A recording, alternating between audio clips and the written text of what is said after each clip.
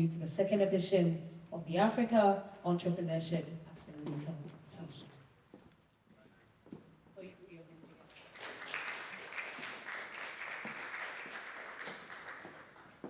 My name is Gifty Boatema Anna. I'm the co-founder and CEO of West Lion Co., the organization solely responsible for this gathering today. If you are here, I believe that you have a handbill in hand. Everybody, can you show me your handbill? You have a handbill. Okay, good. Okay. No, Mr. Brain. You see a West Lion Co. handbill. Good. Okay. So in just a minute or two, I'll tell you exactly what we do. Of course, you can see that our services are already listed, but then we have one particular mission. What does West Lion Co. do, and what do we stand for? When you look at maybe on my left, but particularly on your right, you see a pull-up or a roll-up banner, and that is exactly what our mission is. The mission of empowering African startups to succeed. As a matter of fact, I heard most of you talking about the businesses that you have started, the enterprises that you are managing. Hopeful that one day these enterprises will scale up and become what you want it to be.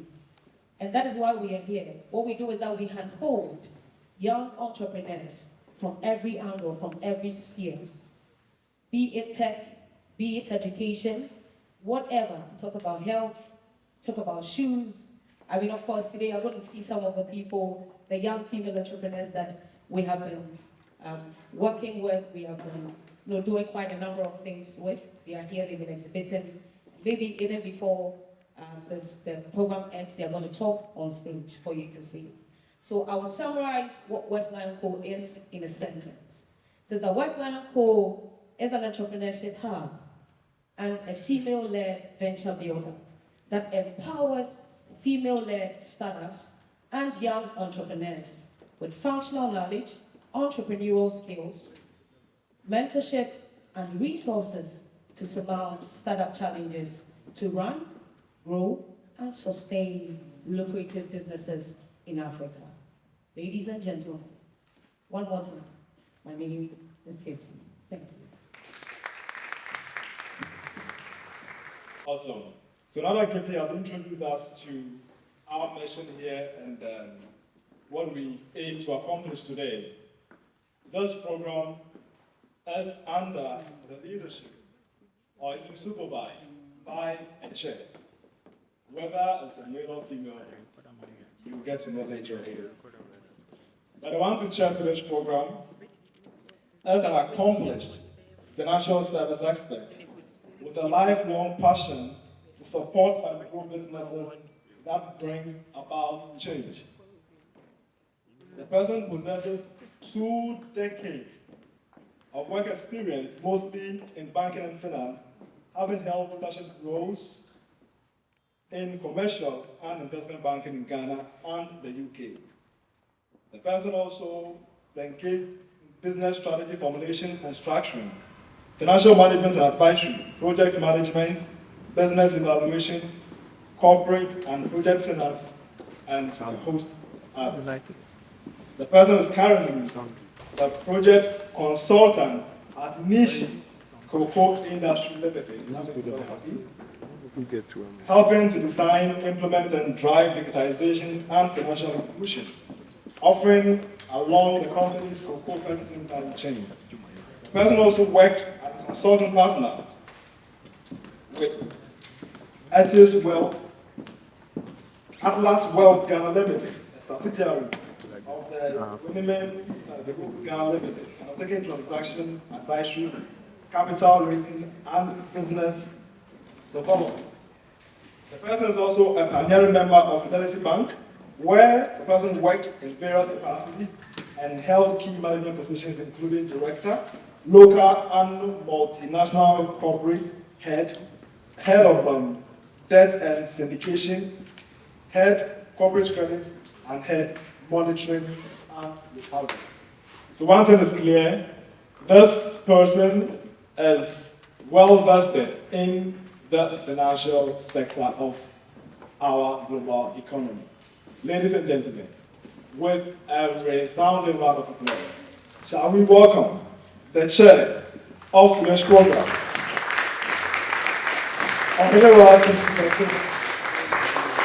she also is a board member of the West Lion Group.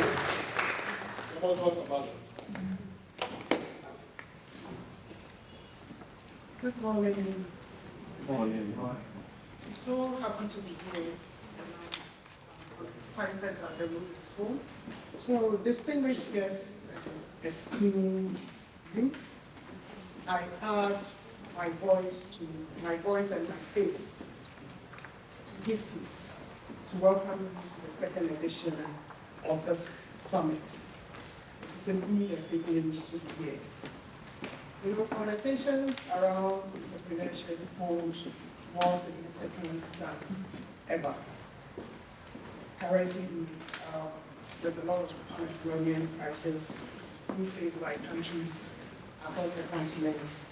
So by this summit, we aim to draw attention to the space it holds and also use learnings from it to inspire young people to make things happen. If you ask any entrepreneur in this audience, the biggest challenge they face, will tell you that it is access to capital. And by capital, my definition of capital is anything that brings you benefits, that puts you in a position of power. Okay, that's my definition of capital. It could be monetary, it could be intellectual, it could be financial. But if you ask anybody in this audience, they will tell you that it is monetary. So, for me, monetary is good, but it's also important to be socially connected. Okay. Connections in the form of relationship and links to network can also be a very valuable asset, a very valuable resource that you can use for your entrepreneurship journey. And so this week I came across a new concept, social capital. How do you develop your social capital? Social relationships, networks that we build can become very valuable and powerful resources. So the more social network you have, the greater your asset is to your business. So network helps you achieve your goals, it fosters togetherness, it brings relationship of trust, and it brings efficiency. It helps you achieve your goals, and it helps you to be able to do what you do best. So as we dialogue this morning, I want you to think about social capital. Okay, for a minute, forget about financial capital, forget about monetary capital, think about social capital. What networks can you build to develop your business? Think about it. At the end of the summit, we will look at the networks that we have built, and we'll look at how it's going to help us to support the business. Thank you.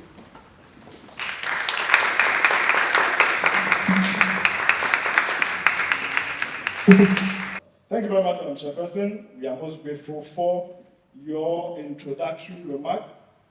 We will now have our first keynote address by a distinguished lady who is a presidential advisor on gender and development for the government of Ghana. She's a key technical and programming director on gender-related matters that span the continent under the President Nana Addo Dankwa Akufo-Addo. She is a social development specialist by profession and responsible for the development, coordination, and implementation of the President's Gender and Development Initiative for Africa. She has over 20 years of experience in the coordination and implementation of high-level programs for vulnerable and excluded populations in areas of gender, social protection, livelihood promotion, social justice, poverty reduction, mitigation of social impact, conflict prevention, and a lot more. She is credited with being one of the key technical advisors to establish and implement Ghana's premier livelihood empowerment against poverty program. With a round of applause, ladies and gentlemen, shall we welcome Madam Angela Asante. Well, good morning, ladies and gentlemen. I'm very humbled by the introduction that was given me. Your check is in the mail. It's great to see so many people here today,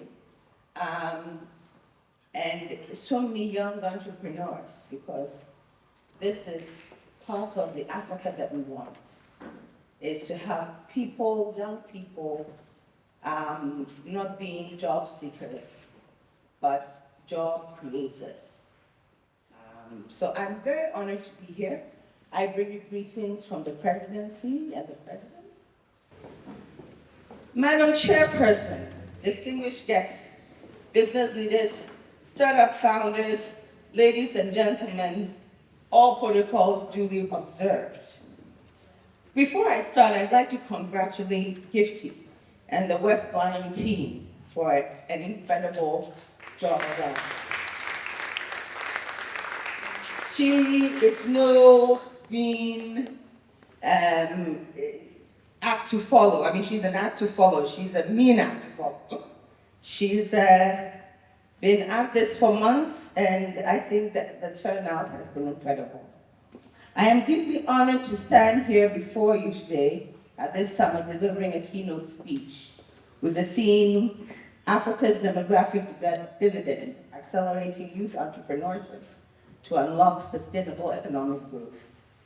The subject we gather here to discuss is not merely an abstract concept, but it is in line with the AU's Agenda 2063 and is a transformative force that holds the potential to reshape our continent's destiny. Entrepreneurship is not just about starting businesses, it's about transforming ideas into solutions, creating jobs and contributing to development of our communities. It's about innovation, resilience, and adaptability.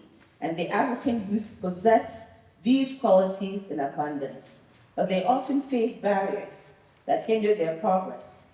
It's our collective responsibility, therefore, to break down these barriers and create an enabling environment for youth entrepreneurship to flourish, as Africa is home to the youngest population in the world, with the youth forming over 60% of this population. So this makes Africa the continent with the biggest youth bulge in the world. This is particularly true for women, by the way, that when we talk about barriers to entrepreneurship, again, an engineer was sitting next to me and saying that everything is skewed towards women. Everything should be skewed towards women.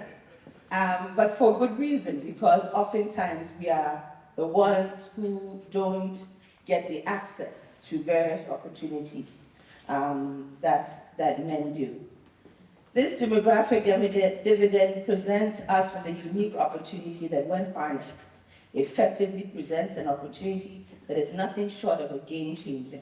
Youth entrepreneurship has the power to tackle some of our most pressing economic and social issues. It can eradicate unemployment, reduce poverty, and bridge the inequality gap by nurturing a culture of entrepreneurship. Therefore, we can equip young people with these skills, knowledge, and resources that they need to become job creators instead of job seekers. However, to harness the demographic dividend and accelerate youth entrepreneurship, we must overcome several challenges. One major challenge young entrepreneurs face is access to education. And this issue is particularly relevant in many parts of the world, including Africa, more so Ghana. As Africans, we cannot underestimate the transformational power of education as knowledge and know-how are the foundation for entrepreneurship. We must invest in an education system that promotes creativity, critical thinking, entrepreneurship skills from an early age. By incorporating entrepreneurship education into our curricula, We can equip our youth with the mindset and skills necessary to identify opportunities, take calculated risks, and preserve in the face challenges that we need to support their progress. One example I'd like to give everyone is that you may or may not know that through the Ministry of Education, the government of Ghana has started a premier pre-engineering program. Let me explain what that means. And for many of our entrepreneurs, they come from many of the STEM areas, and we are pretty much in line with the British system, where you kind of get into a track in high school, social sciences or science student or whatever, and you must continue that way, in that vein through university. Yes? Is that accurate? What we're saying now is that this is not the trend all over the world. In other countries, you are able to do whatever you want at the senior high school level and still be able to transfer into mathematical, engineering, onto different skills sets that have to do with the STEM areas. And right now, we've put together a 2-year pre-engineering program that allows SHA students who are not traditionally STEM students to take part in that program for various engineering disciplines and then enter the universities to do anything in those areas that they would like to do. So this is something that I think government should also be commended for. I don't hear applause. Thank you. Okay, another major challenge faced by entrepreneurs in Africa is access to finance. I think we heard that. Many young entrepreneurs lack adequate capital to start or scale up their businesses, which stifles innovation, limits growth and opportunities. As a result, we must work together to create innovative financial instruments such as seed funding, programs, and microfinance initiatives that empower aspiring entrepreneurs to turn their dreams into reality. We must also work together to break down the barriers that exist in accessing finance, such as high interest rates, collateral requirements, and limited access to credit facilities. Additionally, we must foster collaboration between governments, banks, and the private sector institutions to develop tailored financing solutions that meet the diverse needs of our aspiring youth. I could not agree with this more. Unfortunately, I find that the Ghanaian banking industry is very risk averse.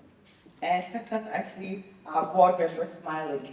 And that is unfortunate, because what that means is that if you're an SME and you would like to start a business, you have a great business plan, but you don't have seed funding, they don't want to take the risk of supporting that particular entity.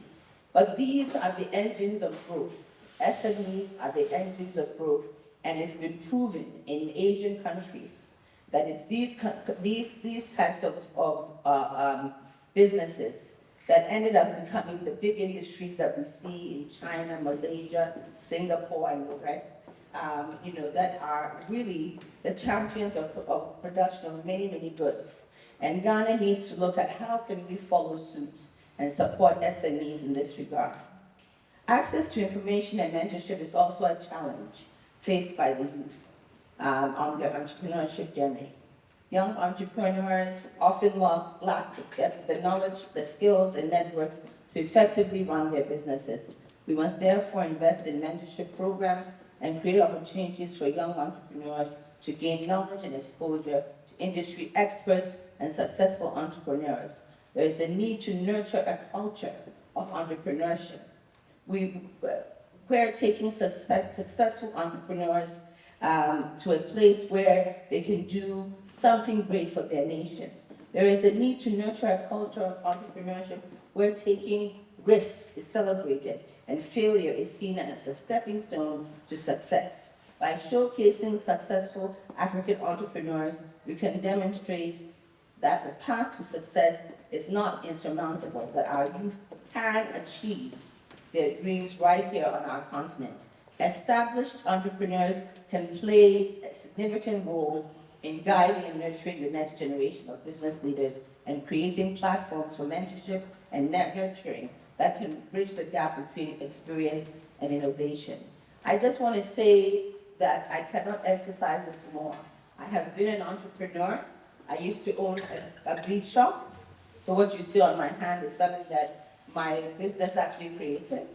And it was quite successful, but I ran into all of these different challenges at some point. What I will say to young people who are starting businesses, please do not see failure as the end of your journey as an entrepreneur.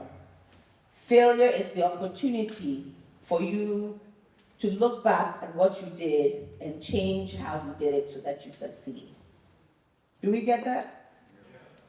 The most successful people in this world, some of the people you hear about, the billionaires and so on and so forth, have failed miserably in some things that they did at the beginning of their careers or even mid-career, and they got up, they picked themselves up again, and they looked at what the mistake was, what were the critical issues that led them to that failure, and it gave them an opportunity to redo and become successful.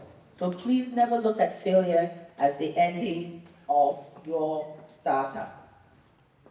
Lastly, Africa's demographic dividend is our biggest asset. The key to unlocking it lies in accelerating youth entrepreneurship. This means reducing bureaucratic hurdles, promoting fair access to funding, supporting mentorship programs that connect experienced entrepreneurs with those just starting out, investing in education, creating an enabling environment, and harnessing digital innovation. Moreover, governments, innovation hubs, and businesses should work together to foster an ecosystem that encourages innovation, investment, and risk-taking. Let us leave this summit with a renewed commitment to empower our youth, to foster innovation and entrepreneurship, and to build a future where Africa's demographic dividend is not just a statistic, but a reality that transforms our continent for generations to come. Accelerating youth entrepreneurship to unlock sustainable economic growth is not an easy task, but it is an essential one. Africa's demographic dividend presents with unparalleled opportunity to transform our economies, improve our lives, shape our continent's future, and lets us seize this moment with unwavering determination, collaboration, and commitment. Together, we can unlock the potential of our youth and accelerate Africa's journey towards a brighter and more prosperous future.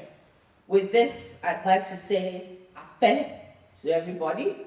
I'd also like to say Megasipi. I'd also like to say Nagode. I'd like to say merci beaucoup. And I'd like to say thank you. Let's work together to make this vision a reality.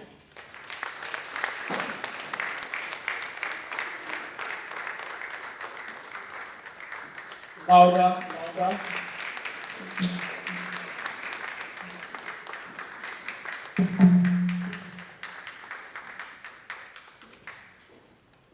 Thank you very much.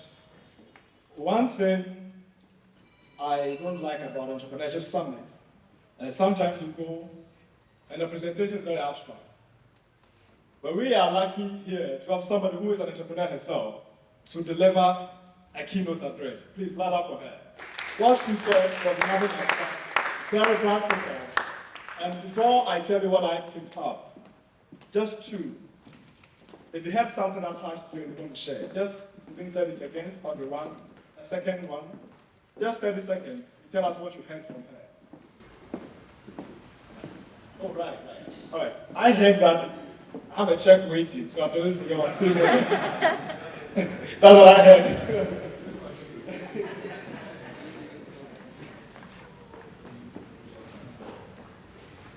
Good morning, everyone.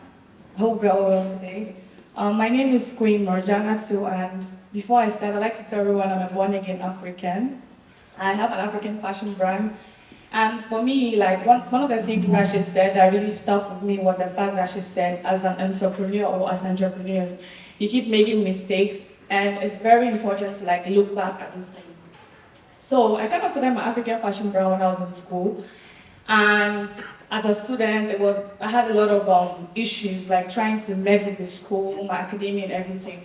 And I would say that I gave up a lot of times, but one of the things I always say is, you know what, it's okay for me to give up a lot of times, but I wouldn't want to give up for too long. So for me, that's one key thing that I'm going to put in my head. Thank you so much. Okay. Okay, my name is Sandra Hakushika Akbar. I'm here representing Ghana Fade, a Ghana-made e-commerce where we promote Ghana fashion and also empower the youth who are not able to get white-collar jobs at school. Okay, so what really stood out for me when she spoke was that failure is not the end to your startup.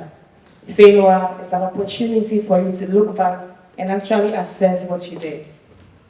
So this is something I've taken and I also want to work along with it. And then when she was closing her remarks, she said that together we can accelerate the future of Africa's entrepreneurs. So please, as you are here, try and patronize us, and then together we can accelerate the future of African entrepreneurs. Francis Okusukobia, OKF Construction Western, Link Africa. I picked two things from my speech. One of them is the greetings from the president and the presidency. And the second one is the Ministry of Education, their program for the pre-engineering work. I love that because I'm an entrepreneur and I don't like the book plenty thing, especially when you go to conferences and it happens. So if people are doing things that can bring the money into our pockets, I love it. And I'll link that to the position as a development and gender. So I would like to see after the program so that we connected. You are going to spend a lot. Okay. I saw a foundation. Yes. Yeah. What's the name of the Hi, so my name is Simba Samoa. I am also with the Associate Venture Incubator. And I think for me what really stood out was you saying that we should be job creators and not job seekers. And I feel like especially as a young person in Ghana, like to talk to my friends and people just want to leave the country, find greener pastures abroad. But I really feel like, Ghana is not yet that like there's so much that we can do now with like digital innovation and the technology moving forward. And that's like something that, the company that I'm trying to start is trying to do, empower young people to know that, there's so many opportunities that we can create, so many avenues to explore, and it's just the beginning for us. So, thank you. I guess by doing this, Mom, we've assured you that you were not sleeping when you were delivering your wonderful speech. We actually heard you. From what they said, I think we are sure that they heard you. Awesome. A round of applause for her once again. So she tackled a few things. One was the lack of access to finance in the country, and also the need to nurture the culture of entrepreneurship. That is what will help us create entrepreneurs year in, year out. Because that is what we need to build our country. Thank you very much once again. And finally, I would just like to add one final title to your numerous titles, chiropractor. Because you asked us to massage and everything. I'm sure that will help us to listen to what you said very well. Thank you very much. We move to another important segment where we take another presentation, which we are all assured that is also going to be insightful and helpful as the first one. He is an experienced senior business leader with over 19 years of diversified senior management experience, leading commercial and technology innovations, and an expert in creating shareholder value. He is a certified project manager and a member of the Ghana Institute of Engineers. He is a senior manager in charge of customer enablement and solutions at MTN Ghana, and is currently the acting Chief Enterprise Business Officer at MTN Ghana. He is a member of the multi-stakeholder advisory board of UNESCO, UNESCO's Internet University Indicators, and immediate past president and board chair of the Ghana Internet Service Providers Association. His values his faith in Christ, prioritizing his family, and devised a leveraging technology for the good of humanity. Ladies and gentlemen, shall we welcome the next keynote speaker, medical engineer, Richard. Thank you, Mr. MC. Before I begin, don't worry, myself. I want to speak for the boy child also, Because if I don't talk about it, I think there's something on my heart. Once Madam Angela is here, I need to say. Anyway, don't feel left out, okay? I think the feeling is that we've had a lot of opportunities in the past, and it's now your time to also enjoy the attention that we've had for many years. So, just a little advice. If you want attention today, if you want financing for your business, if you want anything, you need to have a female with you. It's a little advice. If you have a board, put a female there.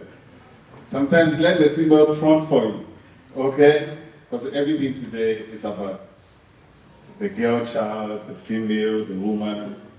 Everything you hear gender, remove boy out of it. But Madam Angela, we beg you, please don't leave us out. In your advice to the president, please remember the boy child. Otherwise, in the next 10 years, we have to do a boy child something. So thank you. Okay. So I have a little presentation, so I will do that with the time that I have. Thank you for having me, and thank you, Getty. Anyone, thanks. Fantastic delivery, Madam Angela. So we want to see how Africa, looking at where we have come from, where we are coming from, not where we have come from, where we are coming from. If you see, in terms of our development, we are coming from far behind. Okay, so if we're going to be competitive, if we're going to catch up with the rest of the world, we have to move at a pace that is faster relative to the rest of the world. Okay, if we continue to move at this rate, we are not going to get far, and will remain uncompetitive for many years. President, controlling the slide, the second one. So I have a little poll here. How many of you believe that Africa is rich? If you believe Africa is rich? Okay, great. And how many of you believe Africa is poor? Poor. Okay. How many of you believe both? Okay, great. So I think it's all we have both rich and poor from the poll that I just had. Yes, and unfortunately that's the case. No, we are like a child that has inherited a lot of value, wealth from the parent, but does not have the capacity and the intellect and the social capital and all of that to make the best out of the resources that we have. Okay, so if you look at Africa, there is nowhere in the block that you will not find a natural resource, a resource somewhere. The next slide, please. There's nowhere you will not find any country that is so poor does not have anything that is deserted. No. We're so blessed, we have everything that we need to make the world, to make our people richer. And I'll just take a few of them. If you take in terms of the proportion of the world's renewable and renewable natural resources, we control about 30% of the world's natural reserves, 30%. Okay? And in natural gas, we have 8%, the world's oil reserve, we have 12%, and then in gold, 40% of the world's gold. And Ghana plays a very significant part of the distribution of good wealth around the world. And when it comes to the new area, the chromium and platinum, we have 90%. 90% of that. And fertile lands, Africa has 65%. So if you look at it, there is no reason for us to be poor. There is no reason to be poor. No, not at all. So that is the challenge. Africa still remains far behind economically compared to the rest of the world. Very low GDP growth, access to basic services, and we're lagging behind in developmental indicators. Now, I have a little slide here that shows the GDP, Africa's GDP versus the rest of the world. Just look at it. So we're the last. If you divide the wealth, our wealth over the population, our wealth over population, yes.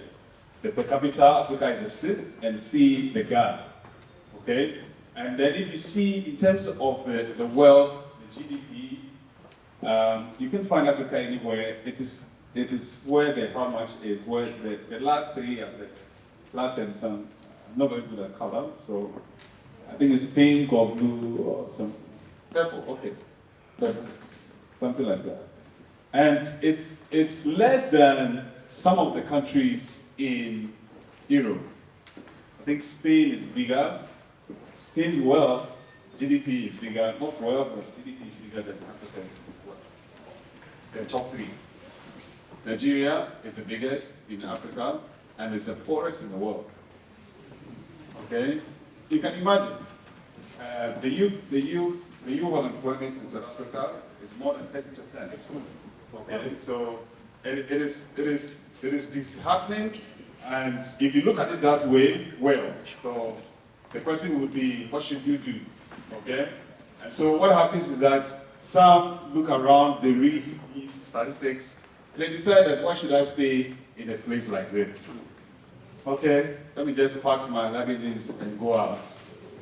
Okay, and the world, the Europe and the other places, they are looking for you.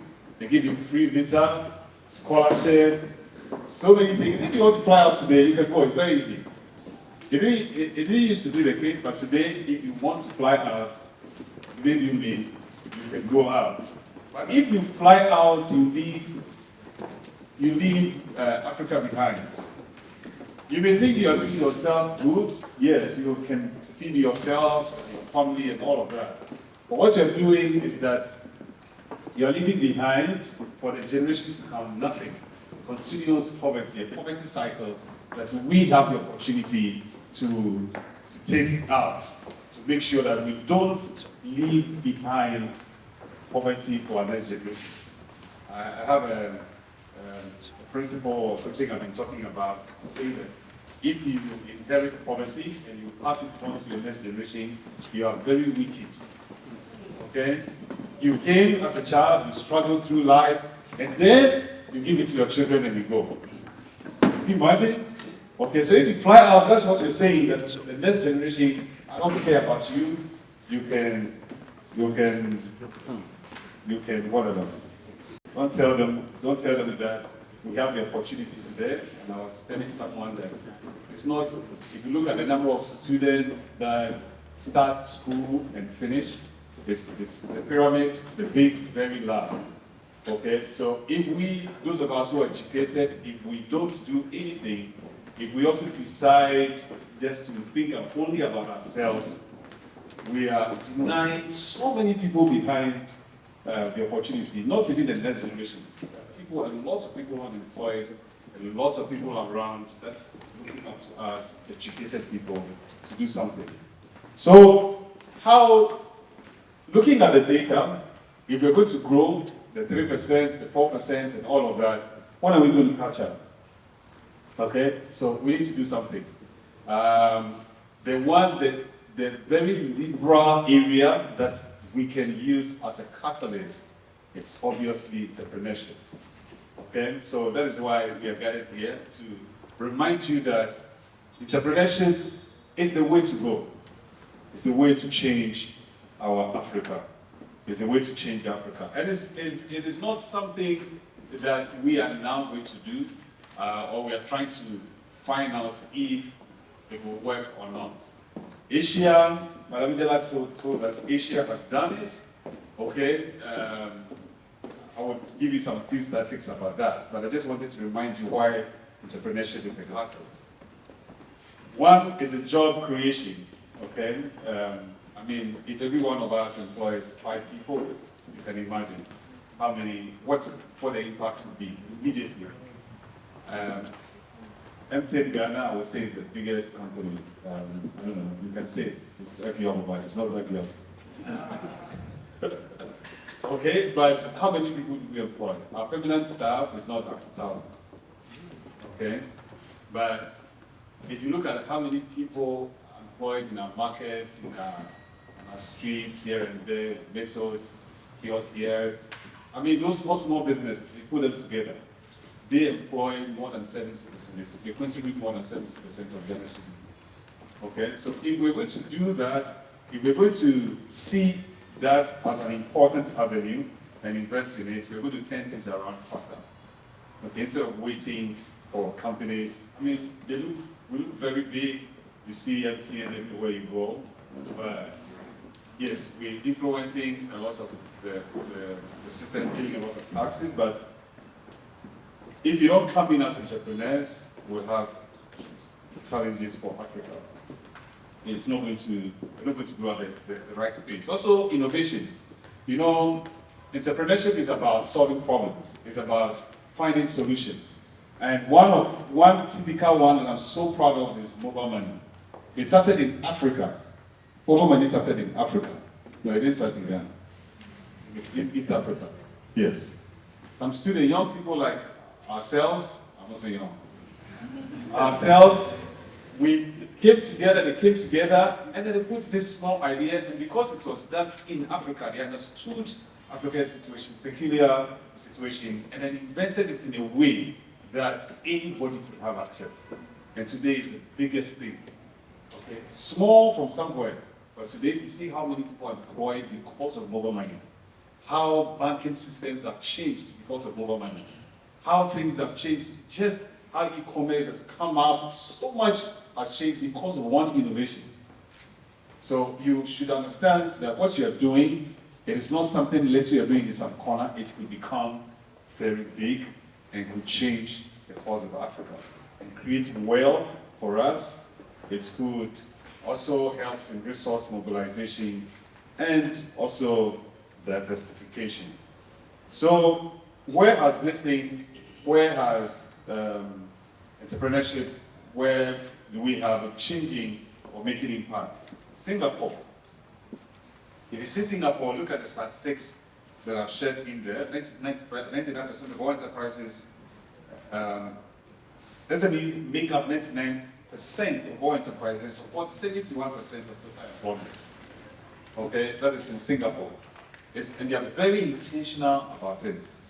Okay, China, you all know, everybody's doing something. You know, in China, everybody's doing something. And they've built it in such a way that,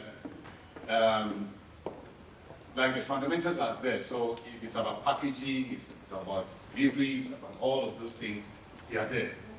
Okay, and it's supporting more development. Japan, SMEs account for 99%.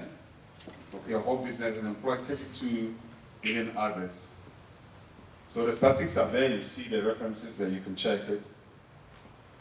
Now, so what for us Africans, where are the opportunities for entrepreneurs? So Africa, we've been talking about these things, but we're doing a lot of things. Africa is still growing, Africa is making a lot of strides, it's changing things, especially when the girl child came in. A lot of finances are coming in because of the girl child. Okay, the initial advice I give you, take it seriously. There are some companies who would never invest in your company if your board is all male, if everything is about the boy child. Yes, we are not that important. No, anyway, that's just quite a way. We are very important, keep striving on, and let's support females. So Africa has some needs, and in entrepreneurship thrives where there are problems. Okay, and Africa has the biggest problems, although we are doing a lot. So one of the things that we need is what we call connectors. Okay, so energy, there's a need there. Transport, we have a need there. Communication systems, we have needs. Sanitation, affordable housing, soft infrastructure, softwares, data.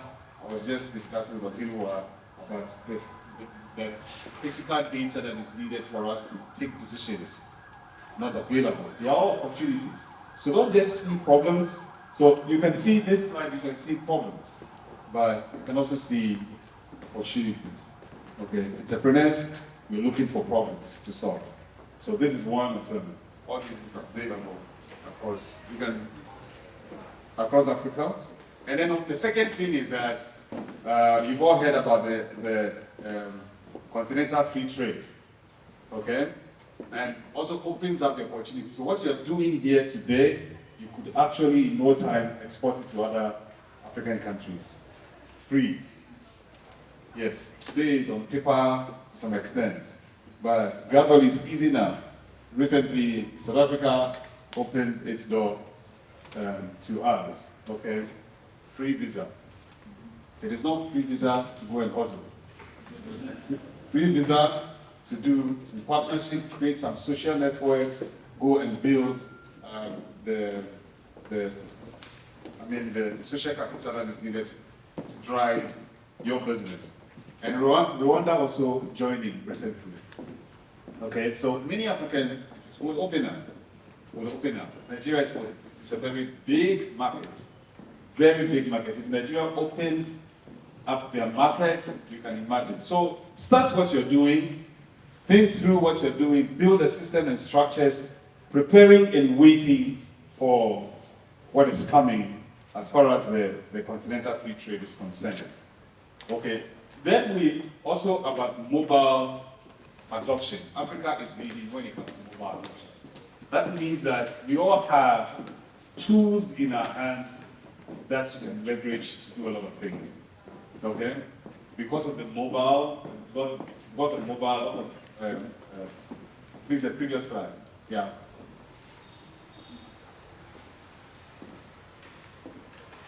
Okay, so the pictures are not coming, but I've shared some statistics on the mobile adoption across Africa. We are leading. In terms of looking at the population, the number of people who have smartphones and devices in their hands, Africa is leading in that. And that is an opportunity. Digital skills, very critical. The need to be mobile-centric in your commerce, in your development, in other things. It's very critical. You can touch people not just within the 8 hours of work. You can still get in touch with them throughout the day or the week. Yesterday around 9 p.m., my wife is looking for the thing they put on your head. I don't know what they call it. When you finish dressing, yeah, something like that. And then this is something fascinator. Don't worry, I know about that. Just forgot. Don't tell her. Okay, so around 8 p.m., 9 p.m., we were transacting with somebody to get it ready. And the person, she spoke with the person about in an hour, the person got it ready. And called around 9 p.m. to tell her that it's ready. So before she could even think of changing her mind, the thing is ready, she's got the contact, and they're delivering it today. Okay, so that is how things are changing. And then, in terms of sustainable development, apart from the girl child, there's something new. That is sustainable development, sustainability. If you're destroying if what you're doing is destroying the environment and it's not impacting the larger community, forget it. You will not get the support that you need. Girl child, sustainability. It's just a free advice.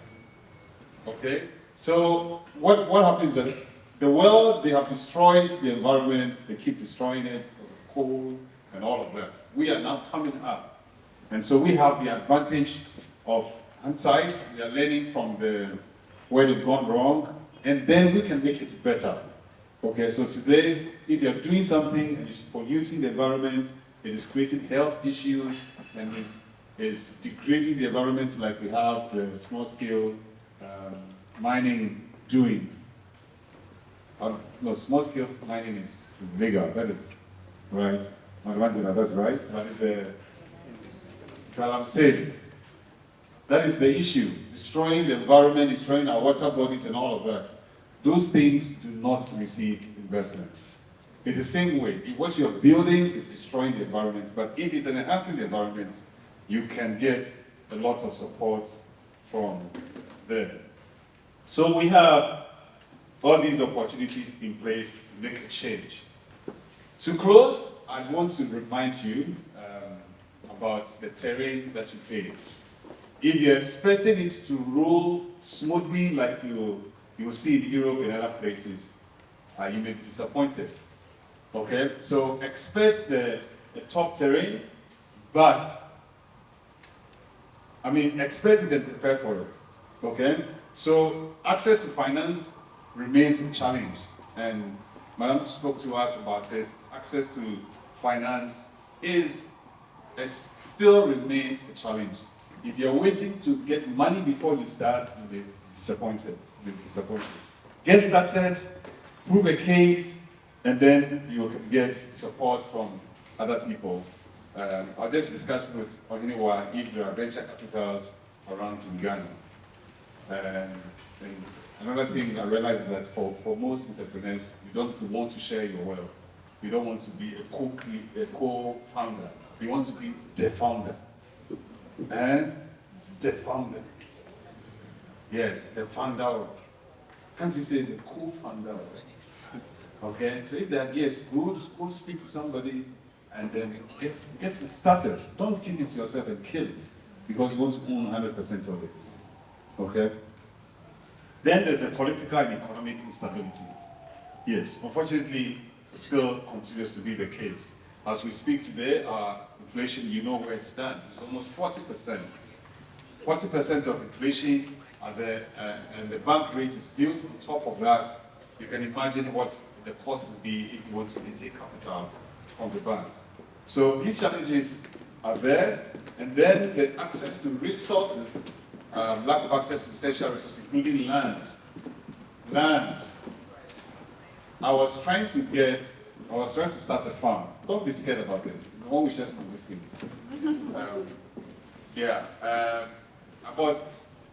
I went in with a friend and we got about 30 acres of land and we wanted to do farming. The experience I had, getting someone to oversee it and all those other things.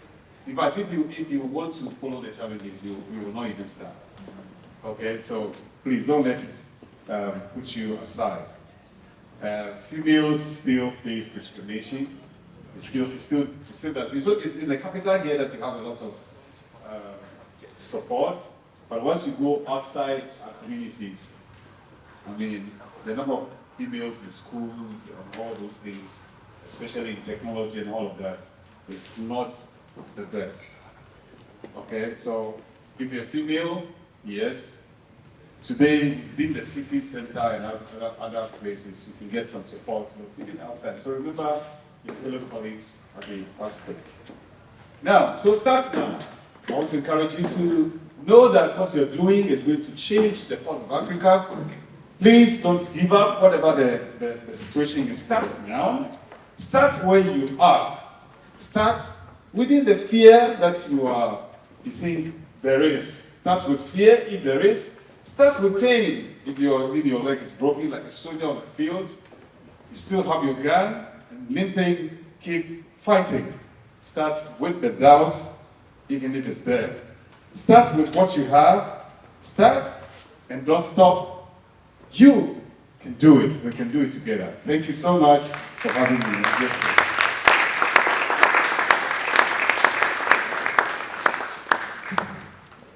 Louder. Thank you, thank you very much. What an inspiring and thoughtful one. We all know, like you said, the digital economy is ever growing, and so there are countless opportunities in there for all of us to tap in. I hope we all take something from this presentation.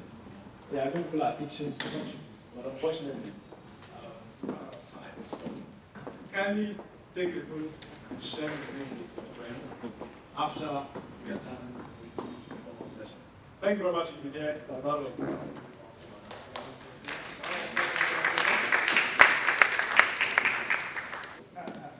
Well, it is very apt that we have this conversation here in Accra, because just behind us is the Secretariat of the Africa Continental Free Trade Area.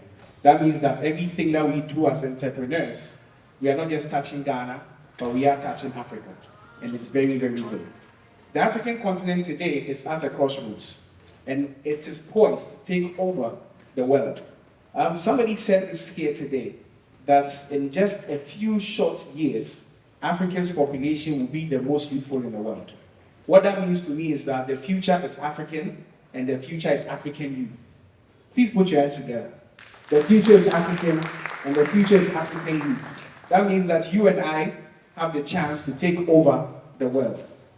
And our theme for today encapsulates how urgent it is that we take advantage of what we have at our disposal. There are so many opportunities. In social studies, we call this the early adopters.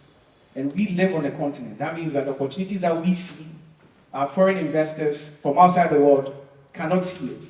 That means that if we take advantage of it right now, today, like M-Pesa did in East Africa, as MTN spoke about, they took advantage of an opportunity, not a challenge. Now, Africa's youth dividends, someone was saying that, hey, there's so many unemployed people on the continent. So how is this good for us? If you say that there are 30 million people unemployed, and I'm saying that that's a good thing. Why do I say it's a good thing? It is because we have seen over and over again that the African youth are full of innovative ideas. In 2012, 2 graduates in Harvard University came together and said, hey, you know what? Let's do something for Africa called Junior. Now see where Junior is right now. That means that African youth are not bereft of ideas. I can push it a little further and go to Iroko TV. I can push further and go to M-Farm, Flutterway, Bamboo. Just too many examples of African youth making the best of whatever challenges may be available to us. And I say available cautiously, because challenges provide opportunities for growth. And like we pointed out, there's a deficit in affordable housing. There's a deficit in secure energy. If you solve that problem, that's an opportunity that you have taken advantage of. But how can we, as youth on the continent, take advantage of all the opportunities that we have? It is only through collaboration. That is what we do at the Diaspora Investment Desk. We connect you, the African youth, your ideas, your energies, with the diaspora. And a lot of the things I'll be saying will be secured towards there, because I'm very comfortable in that space, and I don't want to venture into anybody's space. And collaboration knows no boundaries. It could be between an MTN Foundation and yourself. It could be between the government of Ghana and yourself, or West Lion Co. It goes beyond just person to person, people to people. Now, effective collaboration must always start at the national level. That's why I was very excited that the Presidential Advisor on Gender and Development was here. Because no matter what we do, we exist in a regulatory framework. Specific example, when M-Pesa was started, there was a challenge as to whether it is a deposit-taking institution and thus must be under a central bank or not. Because of certain individuals in the Central Bank of Kenya at the time, they realized that if they did it, it would fail. Because there have been other examples in Southern Africa where mobile transfers have failed because of regulatory constraints. That is why the government must come in to provide incentives for you, the young people. And forgive me for blowing our horn a bit. If you ever go into real estate, you have 10 years of not paying any taxes as a Ghanaian youth. So, Air Green, young man at the back, 10 years from me to you, no tax. Because the government of Ghana understands that the youth entrepreneurship is what we need to drive economic growth. And just apart from even real estate, if you go into livestock farming, I'll give you 7 years, don't pay me any taxes. These are the sort of incentives that you can take advantage of. Or leave Accra, go to the northern part of Ghana and pay 1% corporate tax. So many opportunities abound. There is no reason for us to not take advantage of the collaborations that exist with the government. Also, specific for me, is the collaboration between our global African diaspora. That means that there are hundreds of millions of Africans abroad who, historical diaspora or second and third generation diaspora, those who left us in the 1960s and 70s, who would love to come back because they feel a connection to Africa. I'll give you an example. If you're driving up into a Green Mountains, there's a beautiful place nestled at the foot of the Green Mountains called Ayimensa Park. Ayimensa Park is a diaspora partnership. The Uncle brothers, with financial muscle from a venture capital in the US, put that together. That's what we do at the Diaspora Investment Desk. If you have an idea and you believe that your idea needs some financial muscle, we can put you in touch with the global African diaspora. And of course, we all know about remittances. I feel like every time diaspora conversations come up, we always go and flog that horse. It's very important we flog it because billions of dollars in remittances come into Southern Africa every year. A big chunk goes to Nigeria, truly because of the size of their economy and the number of people they have abroad. But who is number 2 when it comes to remittances into West Africa? It's Ghana. That means that there's a desire to send money back home. And not just for consumption, because 20% of all remittances, according to the World Bank, goes into SMEs. That means that somebody somewhere wants to invest in your company when you put it together. What are you waiting for? Collaboration is the linchpin to our success as youth entrepreneurs. Also, big for us is collaborations gives you the access to the financial markets. We are all very excited when we can walk into an office and say, I own this space, you came late, get out. That's what most Ghanaian founders would like to do, make more the decision themselves. But that is not what we are preaching. And that is what, of course, once again, forgive me, Mr. MTN said here, that get in touch with somebody who's a venture capital. Last week in the news, ZPay got $2 million from Ninjaro Investments. They gave up something. It could be equity down the road, it could be something. But what they have gained is the ability to scale up. That means that we, as young entrepreneurs coming up, must put in our minds that when we begin, we are looking to scale up, to be better than what we are now. If you can reach 5 people, like he said, start small, start in your sphere of influence. If you bring me in and I live on a spectator row, that gives you an increase of another 5 persons. If you move higher and you go to Prabon, Greenfields in the Ashanti region, that gives you higher. But we must conscientize our minds that it is together, collaborating together is the only way we can succeed. Collaborations also brings you some expertise. And there are some banks in Ghana that do this really well. I cannot mention their names here because of copyright and all of that, but there are some banks that you can walk in and they'll give you a business solution.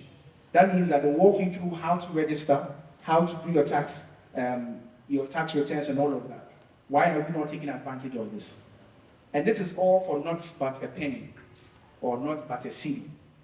We need to collaborate to gain access to the right sort of education, the right sort of expertise.